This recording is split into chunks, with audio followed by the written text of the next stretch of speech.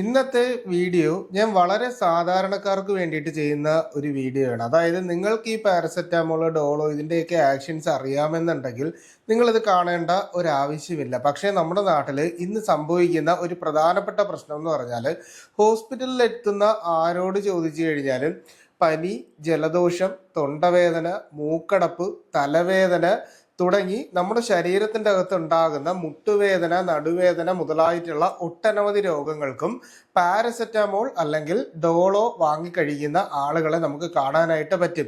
അതായത് ഈ രോഗങ്ങളുമായി വരുന്നവരോട് എന്തെങ്കിലും മരുന്നുകൾ നേരത്തെ കഴിച്ചായിരുന്നോ എന്ന് ചോദിക്കുമ്പോൾ അത് ഞാനൊരു പാരസെറ്റാമോൾ കഴിച്ചു അല്ലെങ്കിൽ ഒരു ഡോളോ കഴിച്ചു എന്ന് പറയുന്ന രീതിയിലേക്ക്, അതായത് മെഡിക്കൽ സ്റ്റോറിൽ ഒരു പ്രിസ്ക്രിപ്ഷനും ഇല്ലാതെ ആര് ചോദിച്ചാലും ഈ പറയുന്ന മരുന്ന് എടുത്ത് കയ്യിൽ കൊടുക്കും.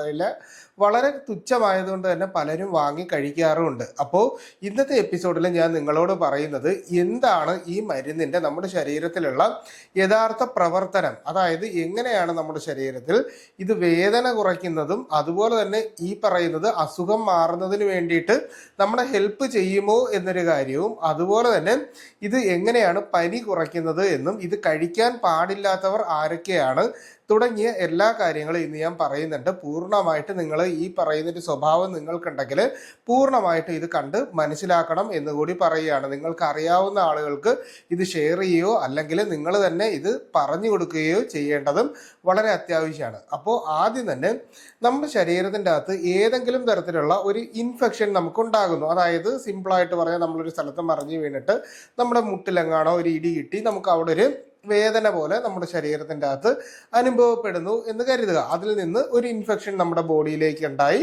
അത് പിന്നീട് പനി പോലെ വരുന്ന ഒരു ലെവലിലേക്ക് മാറുന്ന ആ ഒരു തുടക്കം സ്റ്റേജിൽ നമ്മൾ നിൽക്കുന്ന സമയത്താണെങ്കിൽ നമ്മുടെ ശരീരത്തിൻ്റെ അകത്തുള്ള കോശങ്ങൾ പ്രോസ്റ്റാഗ്ലാൻഡിൻ എന്ന് പറയുന്ന ഒരു രാസവസ്തു നമ്മുടെ ശരീരത്തിൻ്റെ അകത്ത് ഉണ്ടാക്കും. അപ്പോൾ ഈ രാസവസ്തു സാധാരണ നമ്മുടെ ശരീരത്തിൻ്റെ അകത്ത് എന്തെങ്കിലും വേദനയുണ്ട് അല്ലെങ്കിൽ ഒരു ഇൻഫെക്ഷൻ ഉണ്ട് എന്നുള്ള കാര്യത്തിന് നമ്മുടെ തലച്ചോറിനെ അറിയിക്കുന്നതിന് വേണ്ടിയിട്ടുള്ള ഒരു ആവേഗം അല്ലെങ്കിൽ ഇമ്പൾസ് ആയിട്ടാണ് പ്രവർത്തിക്കുന്നത്.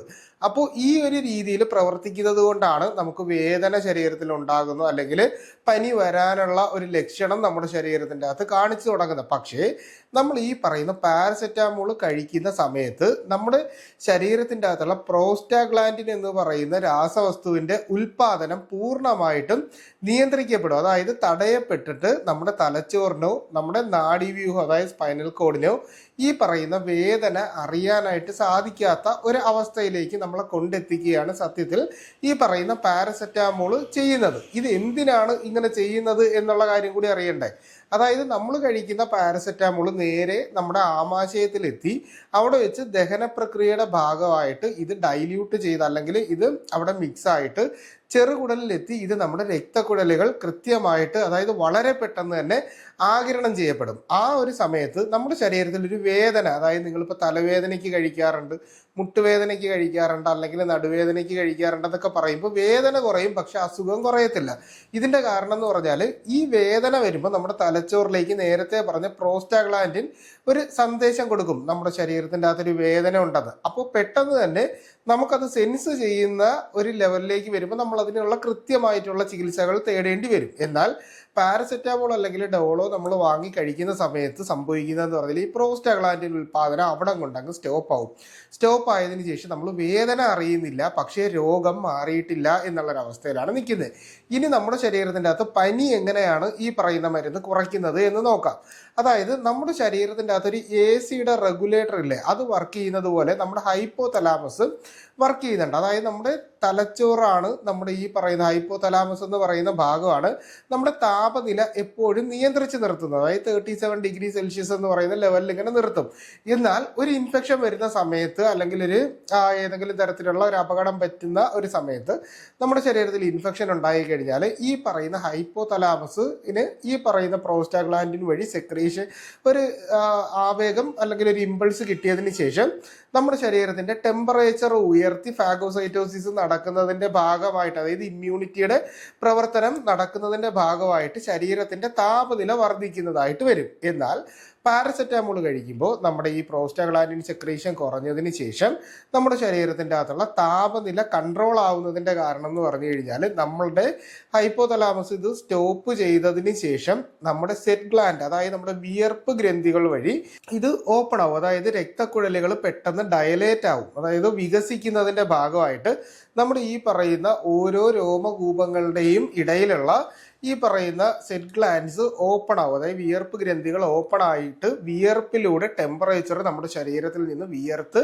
പോകും. അപ്പോൾ ഈ ഒരു രീതിയിൽ നമുക്ക് പനി വരുമ്പോൾ ഇതിനെ കൺട്രോൾ ചെയ്യുന്നതിന് വേണ്ടിയിട്ടാണ് സത്യത്തിൽ ഈ പാരസെറ്റാമോൾ നമ്മൾ ഉപയോഗിക്കേണ്ടത്. സാധാരണ നിങ്ങളിപ്പോൾ നോക്കിക്കഴിഞ്ഞാൽ നമ്മൾ കുട്ടികളാണ് എന്നുണ്ടെങ്കിൽ ആ ഒരു സമയത്ത് നമ്മൾ ഈ കാൽപോൾ സിറപ്പൊക്കെ കൊടുക്കും. പാരസെറ്റാമോൾ ഒരുപാട് അമ്മമാർക്ക് അറിയായിരിക്കും വാങ്ങിയിട്ട്. അപ്പോൾ ഇതിൽ തന്നെ 150 ഉണ്ട്, അതുപോലെ തന്നെ 250 ഉണ്ട്, 500 ഉണ്ട്, 650 ഉണ്ട്. പിന്നെ പല മരുന്നുകളുടെയും അസൈക്ലോഫെനാക്ക് പാരസെറ്റാമോൾ, ഡൈക്ലോഫെനാക്ക് പാരസെറ്റാമോൾ, ഇങ്ങനെ പറഞ്ഞ് പല പല മരുന്നുകളോടൊപ്പവും മിക്സ്, അതായത് ആ കോമ്പിനേഷൻ ചെയ്തിട്ട് നമ്മൾ പലപ്പോഴും ഇത്തരത്തിൽ പാരസെറ്റാമോളിന്റെ കോമ്പിനേഷൻസ് കാണാറുണ്ട്. ഇനി കുട്ടികൾക്ക് പനി വരുമ്പോൾ നമ്മൾ സപ്പോസിറ്ററി ആയിട്ട് അവരുടെ മലദ്വാരത്തിന്റെ ആ ഭാഗത്ത് മരുന്ന് വെക്കുന്ന രീതിയിൽ നമ്മൾ കണ്ടിട്ടുണ്ട്. പക്ഷേ ഈ പറയുന്ന മരുന്ന് നിങ്ങൾ ദയവ് ചെയ്ത് ഒരിക്കലും സ്വന്തമായി വാങ്ങി കഴിക്കാനുള്ള ഒരു മരുന്നല്ല. കാരണം നമ്മുടെ ശരീരത്തിൻ്റെ അകത്തുള്ള അസുഖത്തിൻ്റെ അല്ലെങ്കിൽ ഇൻഫെക്ഷൻ്റെ അല്ലെങ്കിൽ ടെമ്പറേച്ചറിൻ്റെ അളവിനനുസരിച്ചാണ് നമ്മൾ ഇതിൽ ഏത് ഡോസ് കഴിക്കണം എന്നുള്ളത് തീരുമാനിക്കപ്പെടേണ്ടത്. അതുപോലെ തന്നെയാണ് നമ്മുടെ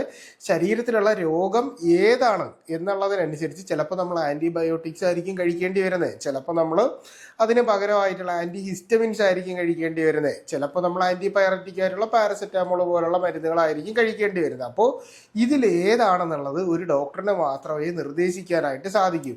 വെറുതെ നമ്മൾ ഈ മരുന്ന് വാങ്ങി കഴിച്ചു കഴിഞ്ഞാൽ ഏറ്റവും കൂടുതൽ നമ്മുടെ നാട്ടിൽ ലിവർ ടോക്സിസിറ്റി, അതായത് നമ്മുടെ കരളിന് ഉണ്ടാകുന്ന രോഗം, അതായത് കരൾ രോഗം ഉണ്ടാകാനും ഇതിലൂടെ നമുക്ക് മരണം പോലും സംഭവിക്കാനുള്ള ഒരു സാധ്യത നമ്മുടെ ശരീരത്തിൻ്റെ അകത്ത് വർദ്ധിപ്പിക്കും. പലപ്പോഴും കുട്ടികൾക്കൊക്കെ ഈ മരുന്നെടുത്ത് ഓവർഡോസ് ആയിട്ട് കൊടുക്കുന്ന ആളുകളെയും നമുക്ക് കാണാനായിട്ട് പറ്റും. അപ്പോൾ അതുകൊണ്ട് തന്നെ നമ്മൾ ഇത്തരത്തിലുള്ള ഏത് മരുന്നുകൾ വാങ്ങി ഉപയോഗിക്കുന്നുണ്ട്, അത് ആയുർവേദം ആയിക്കോട്ടെ, ഹോമിയോപ്പതി ആയിക്കോട്ടെ, സിദ്ധ ആയിക്കോട്ടെ, യുനാനി ആയിക്കോട്ടെ, അലോപ്പതി മരുന്നുകളായിക്കോട്ടെ, അല്ലെങ്കിൽ നമ്മൾ മെഡിക്കൽ സ്റ്റോറിൽ നിന്ന് ഏതെങ്കിലും ഒരു മരുന്ന് നമ്മുടെ അറിവിൽ ആരെങ്കിലും കഴിച്ചു എന്ന് പറഞ്ഞിട്ട് എനിക്ക് കുറഞ്ഞു അപ്പം നീയും കൂടെ വാങ്ങി കഴിക്കുക എന്ന് പറയുന്ന രീതിയിലേക്ക് പോലും നമ്മുടെ ഈ ഒരു സിസ്റ്റം കൊണ്ട് വന്ന് നിൽക്കുന്ന ഒരവസ്ഥയിലാണ് നമ്മളിപ്പോൾ കടന്നു പോയിക്കൊണ്ടിരിക്കുന്നത്. അതായത് നമ്മളൊരു മെഡിക്കൽ സ്റ്റോറിൽ ചെന്ന് ചോദിച്ചാൽ ഏത് മരുന്നും എടുത്ത് നമ്മുടെ കയ്യിലേക്ക് തരുന്ന ഒരവസ്ഥയിൽ, അതായത് സെയിൽസ് എന്ന് പറയുന്നതായിരിക്കും പലപ്പോഴും അവരുടെ മെയിൻ ആയിട്ടുള്ള ഒരു കൺസേൺ. അതായത് അതിലൂടെ കിട്ടുന്ന പ്രോഫിറ്റ് ആയിരിക്കും. അതായത് ഒരു കുറിപ്പടി പോലും ഇല്ലാതെ മരുന്നുകൾ കൊടുക്കുന്ന ഒട്ടനവധി നാട്ടിലുള്ള ലോക്കൽ മെഡിക്കൽ സ്റ്റോറുകൾ നമുക്ക് കാണാനായിട്ട് പറ്റും. അപ്പോൾ നിങ്ങൾ തീർച്ചയായിട്ടും ഇത്തരത്തിലുള്ള ഏത് മരുന്നാണ്, അതായത് ഞാൻ ഈ പറയുന്നത് നിങ്ങളുടെ ആരോഗ്യം സംരക്ഷിക്കുന്നതിന് വേണ്ടിയിട്ടാണ്. അതായത് നമുക്ക് എങ്ങനെ നമ്മുടെ ആരോഗ്യം ഹെൽത്തി ആയിട്ട് കൊണ്ടുപോകാം. നമ്മൾ ചിലപ്പോൾ ഒരു കൺസൾട്ടേഷൻ ഫീസായിട്ട് ചിലപ്പോൾ ഒരു ഡോക്ടർക്ക് ഒരു 100 രൂപയോ 200 രൂപ, ഇനി ഗവൺമെൻറ് ഹോസ്പിറ്റലാണെങ്കിൽ 10 രൂപയുടെ ഒരു OP കാർഡ് നമ്മൾ എടുത്തു കഴിഞ്ഞാൽ അവിടെ ചെന്ന് കഴിഞ്ഞാൽ ആ മരുന്ന് നമുക്ക് സൗജന്യമായിട്ട് ഡോക്ടറുടെ കയ്യിൽ നിന്ന് നമുക്ക് കിട്ടുന്ന ഒരവസ്ഥയിലൂടെ കടന്നു പോകുന്ന അത്രയും നല്ല ഒരു മെഡിക്കൽ രംഗം നമുക്ക് ഉള്ളപ്പോൾ നമ്മൾ ആ ഒരു അവസ്ഥ മാറ്റി നമ്മൾ വെറുതെ മരുന്നുകൾ വാങ്ങി കഴിച്ച് മറ്റ് രോഗങ്ങൾ വരുത്തി വെച്ച് കഴിഞ്ഞാൽ പിന്നീട് അതിന് വേണ്ടിയിട്ട് ചികിത്സിക്കാനായിട്ട് ഒരുപാട് പണം നമ്മൾ ചിലവാക്കേണ്ടി വരും എന്നുള്ളൊരു പ്രശ്നം നമ്മുടെ മുന്നിൽ നിൽക്കുന്നുണ്ട്. ഇതുപോലെ ആൻറ്റിബയോട്ടിക് റെസിസ്റ്റൻസ് പോലുള്ള ഒട്ടനവധി കാര്യങ്ങൾ നമ്മൾ ഫേസ് ചെയ്യാൻ പോകുന്ന ഒരു കാലത്തിലൂടെ കടന്നു പോകുമ്പോൾ നിങ്ങൾ തീർച്ചയായിട്ടും ഇത് മനസ്സിലാക്കിക്കൊണ്ട് മാത്രം മരുന്നുകൾ കഴിക്കണം എന്ന് പറഞ്ഞുകൊണ്ട് ഇന്നത്തെ എപ്പിസോഡ് നിർത്തുകയാണ്. ഇതുപോലെ നിങ്ങൾക്ക് അറിയാൻ താല്പര്യമുള്ള എന്തെങ്കിലും വിഷയങ്ങളുണ്ടെങ്കിൽ അത് തീർച്ചയായിട്ടും കമൻ്റായിട്ടോ നമ്മുടെ വാട്സാപ്പിൻ്റെ നമ്പറിലോ ചോദിക്കൂ. കൃത്യമായിട്ടുള്ള റിപ്ലൈ നിങ്ങൾക്ക് കിട്ടുന്നതായിരിക്കും. അപ്പോൾ ഇത്തരത്തിലുള്ള പുതിയ പുതിയ അറിവുകളായിട്ട് നമുക്ക് വീണ്ടും മറ്റൊരു അവസരത്തിൽ കണ്ടുമുട്ടാം. അതുവരെ എല്ലാവർക്കും ഗുഡ് ബൈ.